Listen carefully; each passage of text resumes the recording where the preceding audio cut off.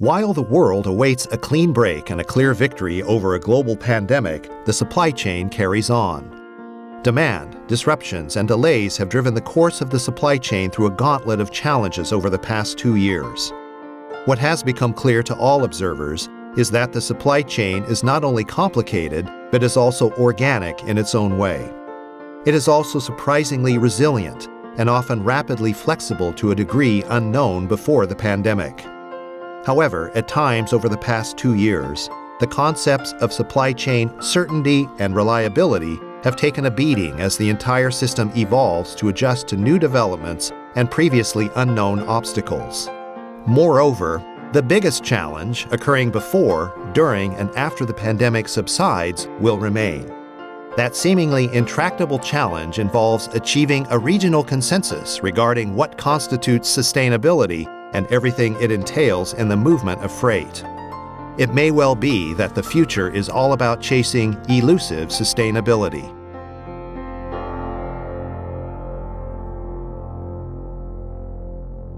First, the supply chain has become more complicated because of online shopping and the dynamics related to it. E-commerce emerged more than 15 years ago, but exploded during the pandemic because of the ease and necessity of having goods delivered to the front door. The impact on brick-and-mortar retail has been substantial and often devastating.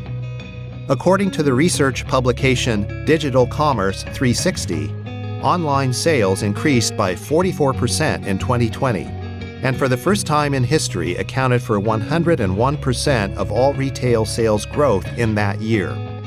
All other forms of retail were flat or declined. Online shopping in 2020 amounted to 21.3% of all retail sales, up from 14.3% in 2018 and 15.8% in 2019. This phenomenal annual growth rate of 5.5% of retail market share by e-commerce never materialized before the pandemic. Previously, the typical increase was in the range of 1.5% and never reached 2%. Before the supply chain crises that we were experiencing now, there was a real sort of adversarial position towards holding stockpile or safety stock inventory because of the cost. But now, as we've seen, many companies gain market share if they had stockpiled inventory because they were the only, company still standing to serve their customers. That relationship holding strategic stockpiles of inventory will be different than it was before. That's maybe a crack in the paradigm, but I don't think there's a wholesale shift yet. In 2020, established e-commerce businesses like Amazon and eBay and major retail chains with highly developed online purchasing platforms were suddenly joined by many smaller businesses and local retailers in competition for consumers' dollars. Any product ordered which involved overseas manufacturing then required space on a container ship, a berth in a West Coast marine terminal, a truck or train to bring it to a warehouse, and then a last-mile delivery to the consumer's door. The multiplication factor in the dramatic upsurge of e-commerce has not reduced goods movement traffic, nor congestion, nor the need for warehousing space. Demand for all goods continued to increase through 2021, showing a 2-year increase of above 20%, according to the Bureau of Economic Analysis.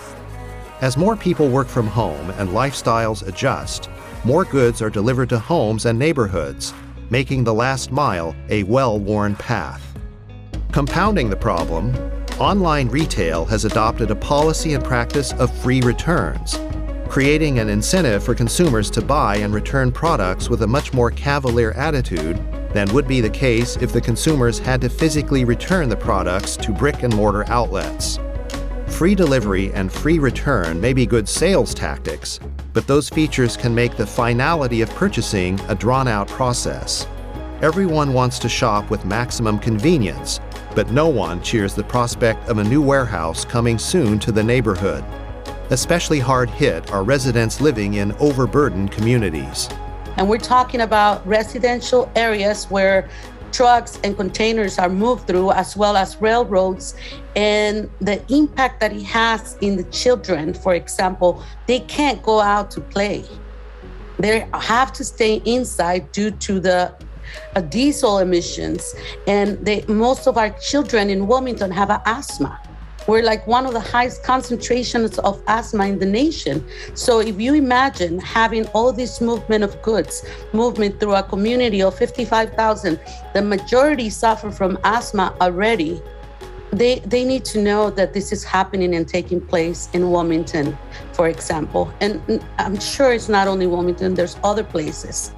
The conventional understanding of sustainability is measured by 3 different yardsticks: economic viability, environmental quality, and social equity.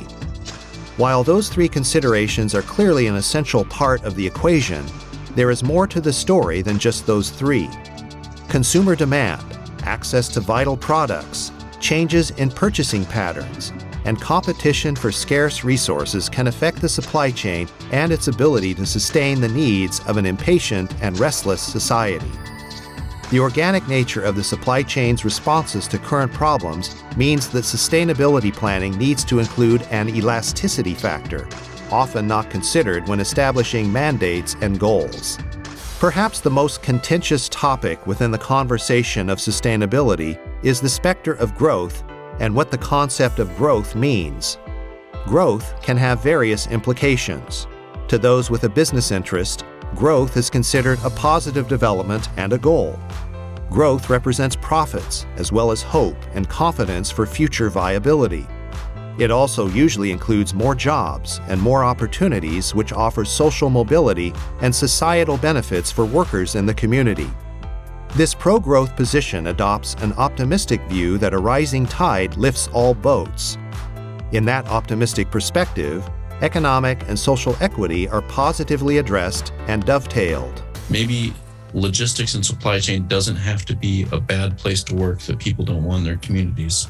It is certainly an area that is ripe for the latest technology.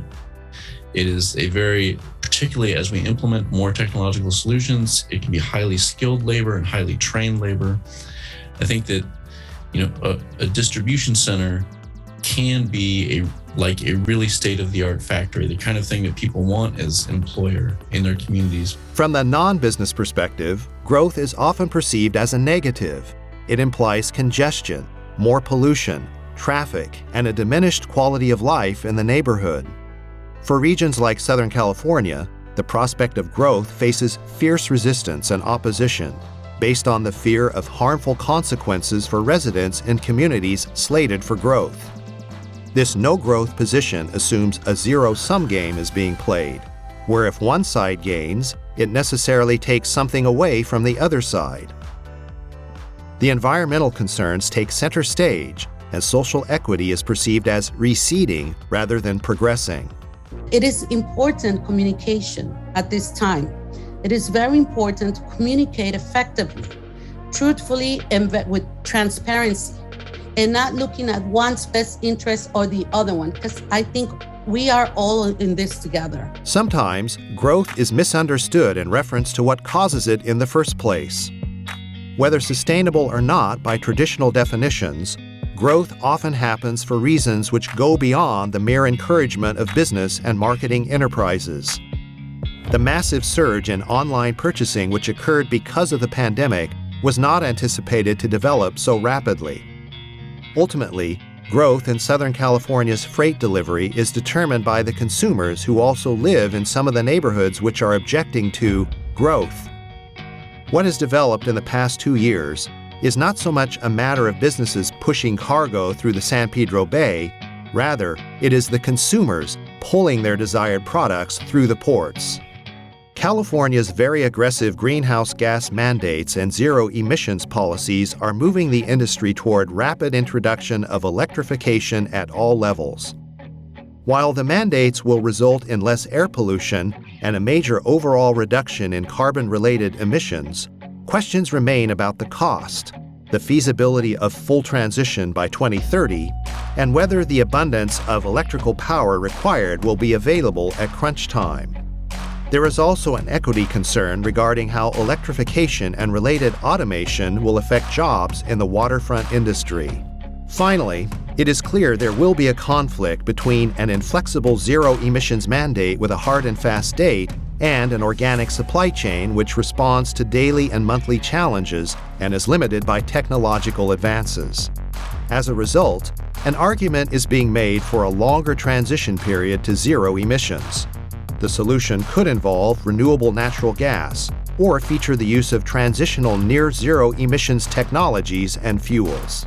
We know that the state of California and other like-minded states are pushing for electrification faster than some other states, and that's fine. We see the customers there are moving forward in that kind of way.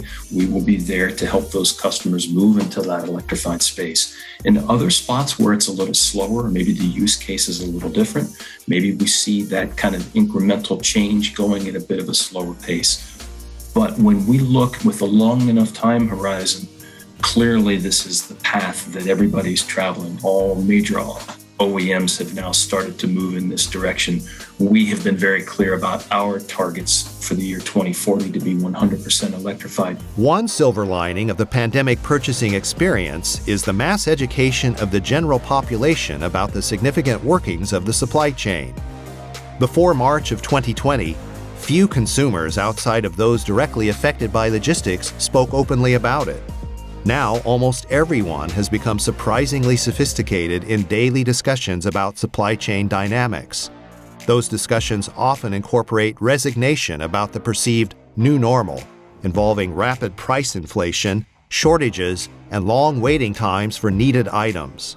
Sustainability doesn't have a set measure. It's not like a dipstick, and a firm can just go, put it in. Oh, I've got enough sustainability. Let's go on down the road.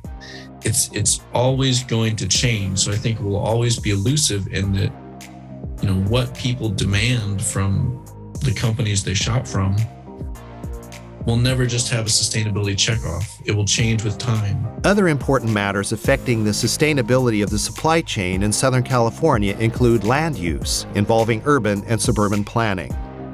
The state, cities, and local communities will have to make major decisions about the most appropriate utilization of available land. Those decisions will impact the efficiency of the system. Residential planning will need to be balanced with the growing consumer demand for products delivered from warehouses within reasonable distances. Supportive infrastructure is clearly on the table as well. In the end, a growing population combined with a now certain future involving rapid e-commerce expansion will push the supply chain to deliver more goods to more people. Consumers will be less likely to do as much driving to brick-and-mortar retail centers. Specialty items, such as clothing requiring a tailor's touch or a perfect fit, will be the exceptions. Otherwise, there will be fewer cars and minivans at the remaining malls, but more delivery trucks making last-mile trips. Will the net result be fewer greenhouse gas emissions? Will the issues of supply and demand and the factors involved with overseas manufacturing be addressed? One of the benefits of technological progress is the ability to analyze data going beyond limited linear human thinking. Artificial intelligence, quantum computing, and artificial neural networks hold promise in coordinating information from a 3D perspective. Perhaps this enhanced real-time intelligence can provide solutions for efficiency problems, congestion relief, planning concerns, just-in-time delivery requirements, inventory control, and other issues. Many questions still remain. Will sustainability continue to be a moving target as consensus remains elusive for the greater society? Or will sustainability simply be a potential rather than an actual destination in a final analysis befitting the tragic philosophers of ancient Greece?